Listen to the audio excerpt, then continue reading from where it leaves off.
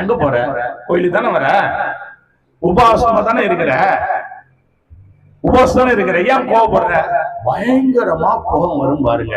அந்த கோபம் இருக்கிற இடத்துல பரிசுத்த ஆவியானவர் அசையோட மாட்டாரு. பயங்கர கோபம்.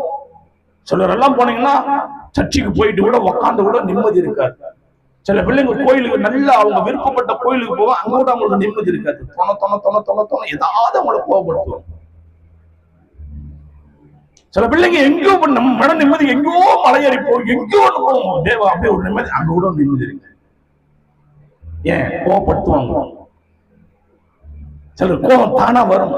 அந்த கோபத்தினாலதான் ஆசீர்வாதம் தடைபட்டு இருக்குது.